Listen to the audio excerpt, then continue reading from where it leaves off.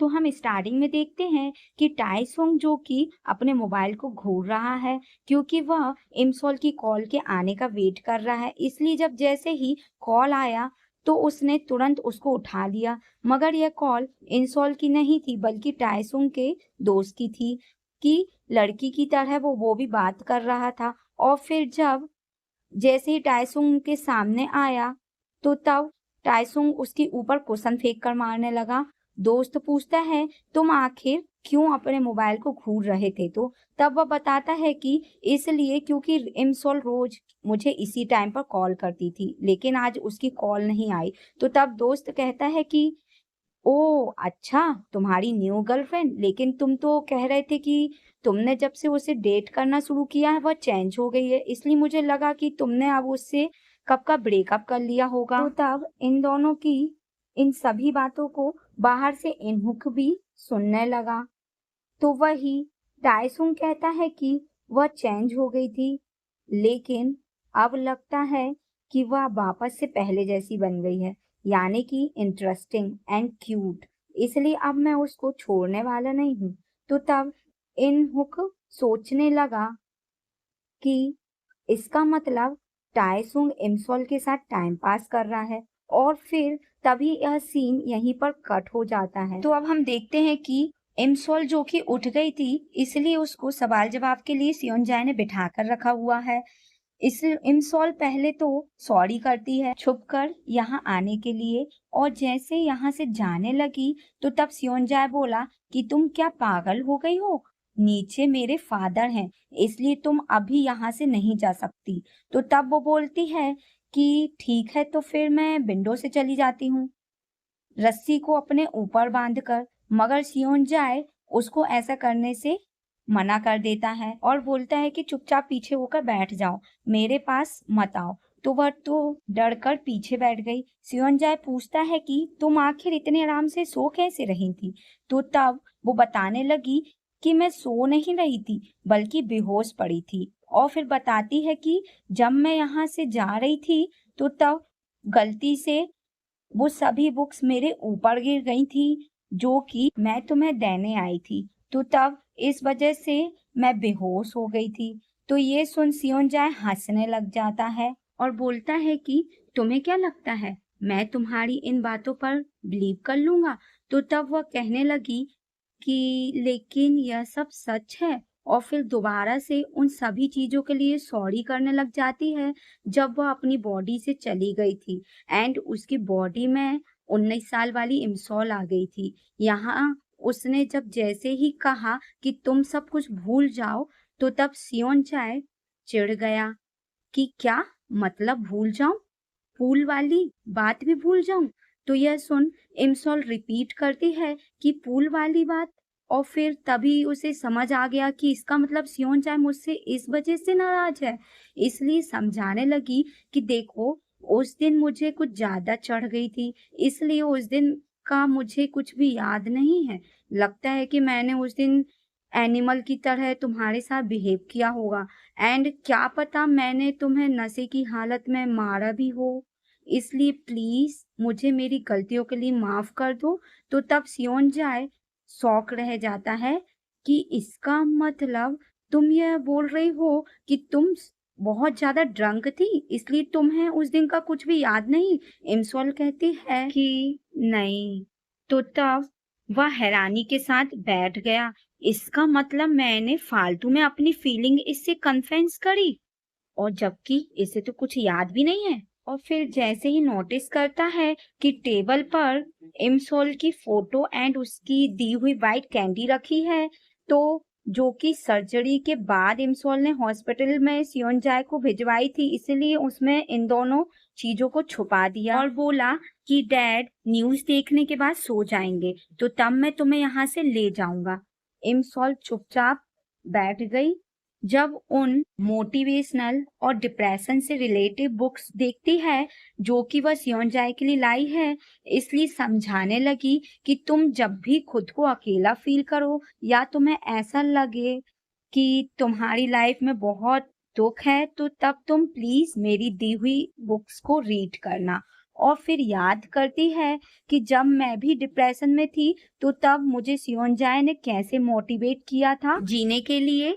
इसलिए यहाँ भी वह वही सेम बातें बोलने लग जाती है कि तुम्हें जब भी कुछ गलत करने का मन करे, अपनी जान लेने का, तो तुम्हें ऐसा कुछ नहीं करना है, बल्कि बारिश होने का वेट करना है।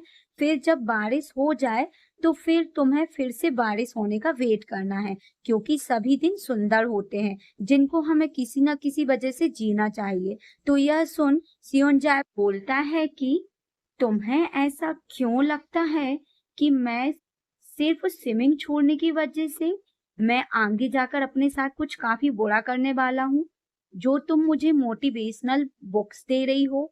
तो तब वो बोली कि लेकिन तब भी तुमको इनको रीड करना जरूरी है।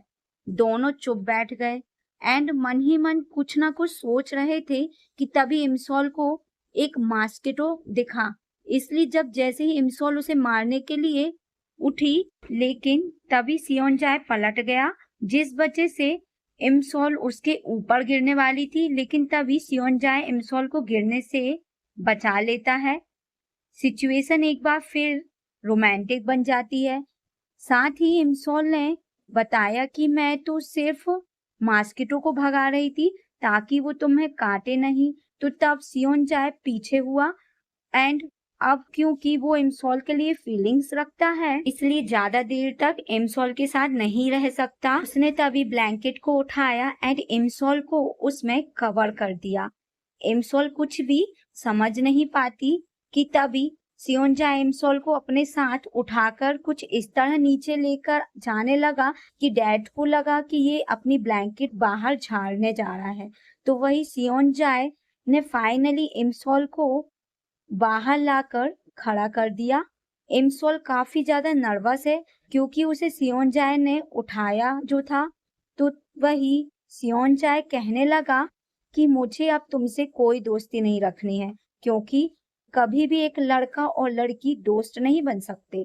इसलिए मुझसे दूर रहो, क्योंकि मैंने तुमसे कभी नहीं कहा कि तुम मेरी फिक्र करो।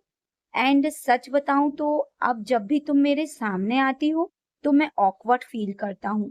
ऐसा लगता है कि तुम्हें मेरी सब वीक साइड्स के बारे में पता है, मेरी पेन के बारे में पता है, जो कि तुम्हें पता नहीं होना चाहिए था। तुम पहले मुझे जानती तक नहीं थी, फिर अचानक से मेरी लाइफ में आई, लेकिन फिर दोबारा तुमने मुझे इग्नोर करना शुरू कर दिया और फिर तुम फिर से मेरी लाइफ में आ गई हो। तो यह सब सुनने के बाद इमसोल रोने लग जाती है। तो फिर मैं क्या करूं? यानी मैं तुम्हें कंफर्ट फील कराने के लिए सिर्फ यही सब कर सकती हूँ, बुक्स लाना और तुम्हें समझाना जो सब बातें तुम्हें बेकार लगती हैं। लेकिन मेरे पास सिर्फ यही एक ऑप्शन है, क्योंकि माना मुझे यहाँ मेरी लाइफ जरूर मिली है, लेकिन ऐसा लगता है कि मुंह और हाथ बंधे हुए हैं, जिस वजह से मैं तुम्हें कुछ भी क्लियर सच नहीं बता सकती। तो तब सियोनजाए हंसा और बोला कि हाँ, तुमने ठीक कहा कि तुम मुझे वह खुशी नहीं दे सकती हो जो कि मुझे चाहिए, इसलिए तुमको चले जाना चाहिए मेरी लाइफ से, ताकि तुम भी चैन से जी पाओ और मैं भी। इमसोल चुपचाप खड़ी रह गई कि तभी सियोनजाए ने देखा कि इमसोल के पास शूज नहीं, क्योंकि वो ऊपर रूम में ही रह गए थे। इसलिए वो अपनी स्लीपर्स इमसोल को पहनने के लिए देने लगा।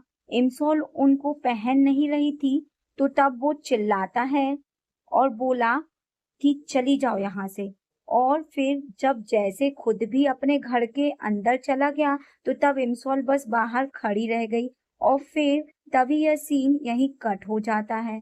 अब हमें दिखाया जाता है कि सियोनजाए भी इमसोल को डांटने के बाद खुश नहीं है, पर उसने सिर्फ ऐसा इसलिए किया क्योंकि अब इमसोल किसी और की गर्लफ्रेंड है, जिसे उसके साथ नहीं रहना चाहिए। तो वही इमसोल भी उदास थी, जहां पहले उसने उस कार्ड को निकाल कर फेंका, जिसकी वजह से वह सियोनजाए के घर में गई थी। एंड देन बेड पर लेटकर काफी बुरी तरह रोने लग गई, क्योंकि उसे सियोनजाए के बोले हुए एक एक वर्ड याद आ रहे थे कि सियोनजाए कैसे उसको भगा रहा था, इसलिए सोचने लग जाती है कि शायद वो मुझसे नफरत करता है। और अब हम नेक्स्ट डे में देखते हैं कि इमसॉल की बेस्ट फ्रेंड यानी युंजे जल्दबाजी में है क्योंकि उसको वॉशरूम जाना है। लेकिन अब इससे पहले लिफ्ट में जा पाती कि सॉन्ग से आया एंड बोला कि तुम अपने डेंटिस्ट अंकल से कहकर मेरे दांत को कब ठीक कराने वाली हो। पता है, टूटे दांत की वजह से मुझे शूटिंग से बाहर कर दिया गया। तो तब वह कहती है कि हाँ हाँ, मैंने अपने अंकल से तुम्हारे बारे में बात की है, पर पहले तुम प्लीज मुझे यहाँ से जाने दो क्योंकि मैं बहुत ही ज्यादा जल्दबाजी में हूँ। और फिर जब जैसी फाइनली हिम्मत कर यहाँ से गई और दूसरे फ्लोर पर आने के बाद वॉशरूम के पास आई, पर पता चलता है कि वह लॉक है। इसलिए युंजे जोर जोर से रोने लग जाती है कि आखिर इसको लॉक किसने किया। मगर अब इससे पहले कि वह यहाँ से जा पाती कि तभी वह सभी वॉइस उसके सामने आ गए जिनके साथ युंजे ट्यूशन क्लासेस लेती है। इसलिए वह सभी युंजे को हेलो करने लगे, साथ ही कंफ्यूज भी थे कि आखिर यह कुछ बोल क्यों नहीं रही है। लेकिन अब वो बेचारी क्या बोल सकती थी क्योंकि ऑलरेडी वह काम हो चुका था जो कि यहाँ होना नहीं चाहिए था। इसलिए वो वहीं पर फ्रीज खड़ी रह गई। मगर तभी यहाँ हीरो की तरह एंट्री मारते हुए सॉन्ग से आ जाता है जो कि फुल स्टाइल मारते हुए आ रहा था। युंजे सॉन्ग से को बस देखती रह जाती है क्योंकि सॉन्ग से सब समझ चुका है। इसलिए वह अपनी शर्ट युंजे की बैक पर बांध देता है और चलने के लिए कहने लगता है। युंजे बस सॉन्गसे को देखती रह गई कि यह कैसे मेरी इज्जत बचा रहा है, इसलिए उसकी हार्ट बीट भी फास्ट हो चुकी थी। लेकिन वही बाकी सब कंफ्यूज थे कि आखिर ये दोनों कर क्या रहे हैं। साथ ही सभी को गंदी स्मेल भी आ रही होती है। और अब हम नेक्स्ट सीन में टाइसुंग को देखते हैं जो कि अपनी मॉम के मैसेज को रीड कर उदास हो रहा था कि कैसे वो इस बार भी उसके बर्थडे को सेलिब्रेट करने कोरिया वापस नहीं आई। लेकिन जब जैसे ही इमसोल यहाँ आई तो तब वो बहुत ही ज्यादा खुश हो गया। इमसोल पूछती है कि तुमने मुझे यहाँ क्यों बुलाया है। तो तब वो कहता है कि शायद तुम भूल चुकी हो कि आज की डेट यहाँ मिलने ही तुम ही ने फिक्स की थी, लेकिन मुझे लगा था कि तुम आने में देर इसलिए कर रही हो क्योंकि तुम डॉल की तरह रेडी हो रही होगी।